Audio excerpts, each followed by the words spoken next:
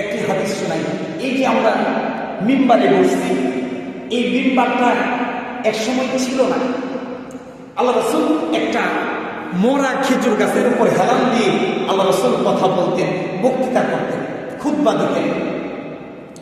তো এটা রাসূলের কষ্ট হয়, এই জন্য এক মহিলা এসে বলতেছে যে ইন্নালি গুলামি নাজ্জার, আমার একটি মিস্ত্রি গোলাম আছে, রাসূল আপনার তো বক্তৃতা করতে কষ্ট হয়, আমি আপনার জন্য একটা মিম্বারের ব্যবস্থা করি, সেখানে বসে আপনি বয়ান করবেন, আপনি কথা বলবেন, একটা মিম্বারের ব্যবস্থা আপনার জন্য আমি করতে চাই। রাসূল বলেন করো, একটা মিম্বারের ব্যবস্থা তুমি করো।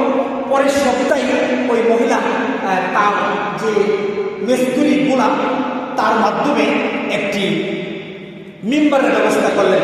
এবার পরের শুক্রবারে, পরের জুমায় আল্লাহ রাসূল ওই মহিলার বানানো মিম্বারের উপর বসে ওই মহিলা আল্লাহ রাসূল বয়ান করতেছেন, কথা বলতেছেন। হঠাৎ করে দেখেন যে কান্নার আওয়াজ শোনা যায়। কোথায় কান্নার আওয়াজ শোনা যায়, কোথায় কান্নার আওয়াজ শোনা যায়? সকলেই বুঝতেছেন মানুষ তো নাই, কান্নার আওয়াজ কোথা থেকে শোনা যায়? সকলেই খোঁজাখুঁজি করতেছেন। আল্লাহ রাসূল মিম্বার থেকে নেমে ওই যে মরা খেজুর গাছটা যেটার মধ্যে হেলান দিয়ে অতীতে আল্লাহ রাসূল বয়ান করেছেন, সেটাকে জড়াইয়া ধরছেন। সুবহানাল্লাহ। মরা খেজুর গাছও নবীকে ভালোবাসে। সুবহানাল্লাহ। এবার নবীজি ওই খেজুর গাছে ওই বাচ্চাকে যেমন ভাবে আদর করে, ঠিক তেমনি ভাবে নবীজি আদর করতেছেন। এভাবে আদর করতেছেন, আরো বেশি করে কাঁদতেছেন, এভাবে আরো বেশি বেশি করে ওই খেজুর গাছ কান্না করতেছে। এবার নবীজি বললেন, ও বৃক্ষ, ও গাছ, ও খেজুর গাছ, তুমি কি চাও? তুমি যদি চাও তোমাকে সবুজ সুন্দর করে দেব, তোমাকে নতুন করে দেব, তোমার কাছে ফল হবে, এটা যদি তুমি চাও আমি সেটা করে দিতে পারি। তুমি কি বলো?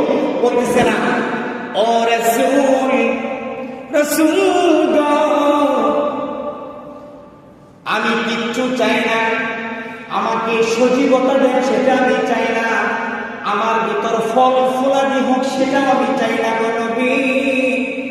আমি চাই ইন্তেকালের পরে কিয়ামতের ময়দানে নবী গো আপনি আমার উপর বসে বয়ান করবেন। সুবহানাল্লাহ।